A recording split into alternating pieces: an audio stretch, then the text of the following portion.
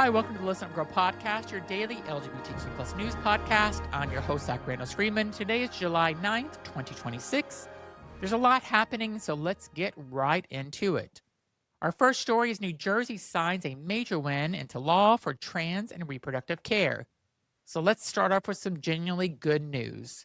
The New Jersey General Assembly passed new legislation on the last day of Pride Month that strengthens protections around gender-affirming health care, reproductive care, including abortion and IVF, and more. The bill is now headed to Governor Mikey Sherrill's desk, where it is expected to be signed. The legislation creates a new crime of interfering with reproductive health care, which under the bill explicitly includes care for people who are transgender. If signed into law, it would be the fourth-degree crime to harass or harm patients, providers, or staff or volunteers, or to block them from entering a healthcare facility. If someone is hurt during an interference, violators could face 10 years in prison and a $150,000 fine. The law will also protect providers from extradition to other states that have chosen to criminalize their practice.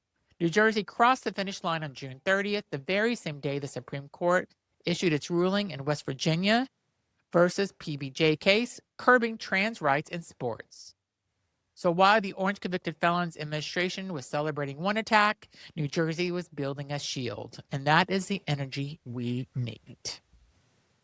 Our next story is fired EEOC commissioner drops lawsuit and the Orange Convicted Felon gains more power over their workplace rights. So this one is quieter news, but it matters. The fired and EEOC commissioner has dropped her lawsuit after the Supreme Court expanded the Orange Convicted Felon's power over federal agencies, giving him the authority to loyalist at the Equal Employment Opportunity Commission and further attack LGBTQ rights in the workplace. So let's be clear what the EEOC does. It's the agency that enforces federal workspace anti-discrimination protections, including, after the Bostock decision, protections for LGBTQ plus workers. When you stack the agency with loyalists who don't believe in those protections become meaningless on paper. This is exactly why November matters so much, so be sure to get out there and vote.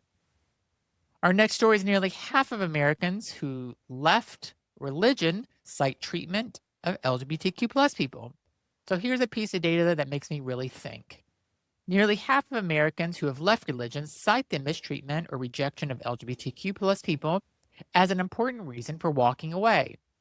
That is a 9-minute read over LGBTQ Nation, and it's worth your full attention.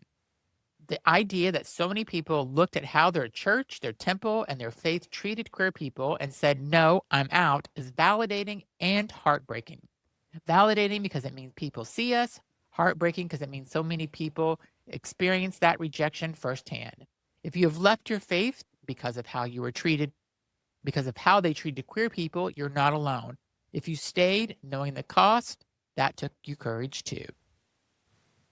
Next, the Orange Convicted Felon's Supreme Court ruling gives him total control over the EEOC and what it means for us. So building on that former EEOC story, let's get a little deeper.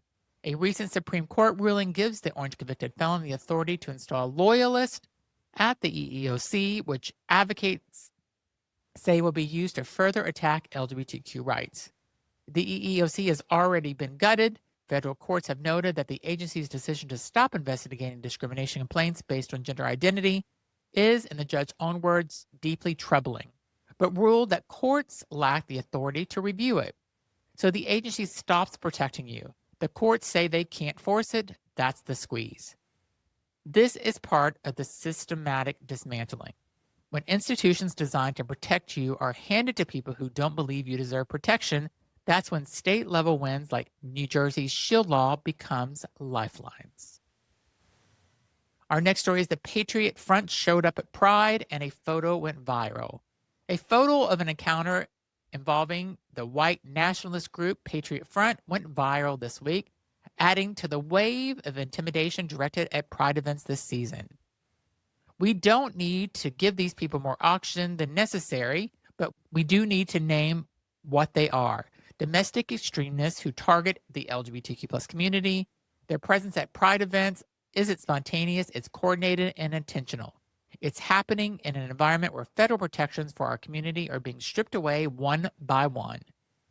Stay safe at community events, report suspicious activities, and keep showing up is still an act of resistance. So keep on doing it. Our next story is Alberta and the threat of Canadian separatism to LGBTQ plus people. So let's go global for a moment, because what's happening in Alberta, Canada is a story that deserves a spotlight.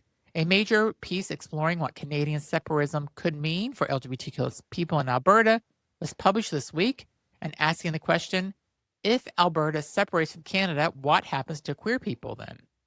Alberta Premier Danielle Smith has been borrowing from the anti-LGBTQ plus playbook in ways that should sound familiar, including legislation banning schools from flying any flag other than the Canadian or Alberta flag, and barring teachers from taking positions on what the government calls political or ideological issues, raising serious questions about whether a pride flag, a picture of a gay couple, or a visible queer presence in a classroom could get a teacher in trouble.